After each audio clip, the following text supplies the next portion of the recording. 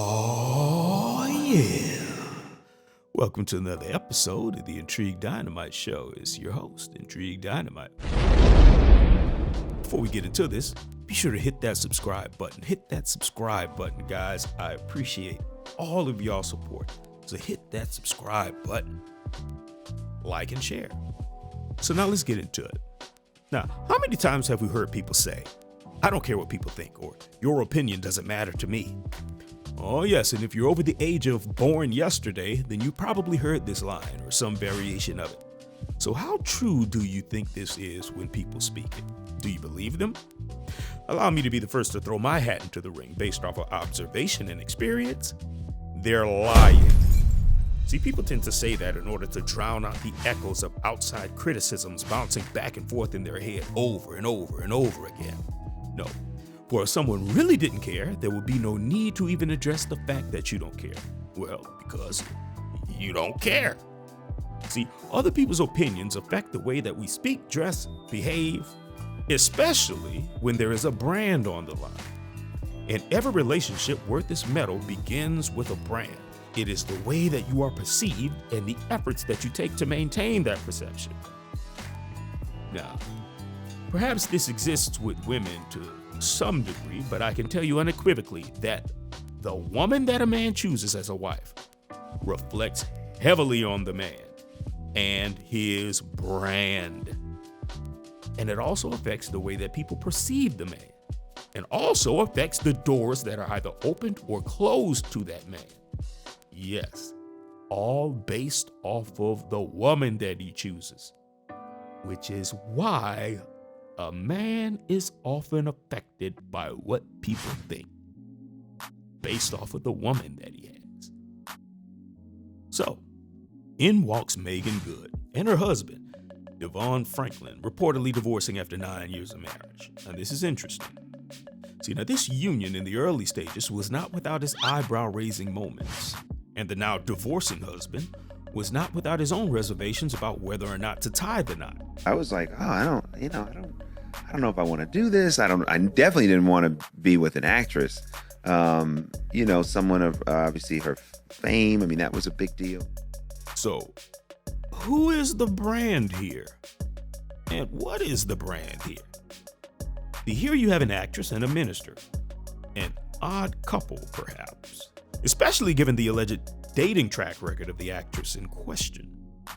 So, on one hand, a lot of women say that they will submit to the right guy, which means that she's willing to get on his program and champion his brand. This willingness to submit is self-evident in the fact that you married the guy, but then it begs the question, which part of your husband's brand as a preacher, minister, or man of God involves blowing out a man's butt cheeks on the big screen? What? See, this phenomenon is not special to this particular situation, although it is an odd role reversal in this matter. See, typically you hear of a man proceeding in a relationship with a woman with the hopes that she won't change. But you hear of a woman proceeding in a relationship with a man with hopes that she can change him. So what is there to be said about a man that married a woman who possessed all that he expressed were his deal breakers, and yet he married her? This is odd. Did he think that he can change her? Now, if I'm not mistaken, Meagan Good steered clear of the taboo roles that Hollywood has to offer for a great duration of her marriage. But then suddenly, she's on the screen as an oral proctologist, and shortly after that, divorce announcements. How did that happen? My baby love me, my baby love me. Yes, she love me. Oh, hi. Who is this calling? Oh, it's my baby. Hello? Hi, baby. Hello, my sweet, lovely wife. What's going on? Well, I'm shooting this movie, Mm-hmm. and I don't know if I'm comfortable with this scene, What do you mean, comfortable with the scene? What is it?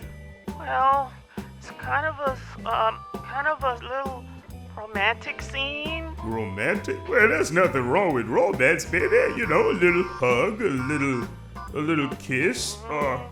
No, it's not that. It ain't that. Well, what is it then? Well, I have to blow somebody's butt cheeks out, baby. You gotta do what? Yeah. You gotta what? Yep, I gotta blow out some butt cheeks. I mean, you ain't gonna do it, is you? I mean, you said you was uncomfortable. Well, I meant uncomfortable with the sofa. They wanted us to do it on the sofa first, but I said, let's get into the bed and I'll blow all the butt cheek out you want me to blow. But baby, why you gonna blow the butt cheek? You don't even blow my butt cheeks out, baby. You got a problem with a fart. Yeah, baby, sorry. I mean, listen, I gotta make this money. Oh, baby. I gotta blow these butt cheeks Baby, out. please don't blow the butt cheeks out. Baby, don't blow the butt cheeks out. Baby, please don't blow the butt cheeks out, baby. Baby, please don't blow the butt cheeks out, baby. I gotta go. Baby, please. No, baby, no. Nobody, baby. Hello? Baby? Hello? Oh, damn. Coincidence? See, the fact of the matter is, you cannot give anyone an ultimatum as per change this, in order for me to accept you as that, or give this up in order for me to place you here. Why? Because in the long run, when they look back at the course of events, there is a great chance that they will develop a resentment towards you. A feeling that they have given up their individuality or suppressed their true nature or killed their dreams in order to live your dream and become who you needed them to be in order to avoid the alternative outcome regarding your ultimatum. It is better to entertain the matters of the heart with someone who is already on the page that you are on, or is already well versed in the path that you are traveling. Even someone that has self-initiated the changes that you desire long before you even get involved with them, because they themselves desire the change, unsolicited and unmandated by a source outside of themselves. Otherwise, it's just a matter of time before the actual picture beneath the painting begins to take center stage.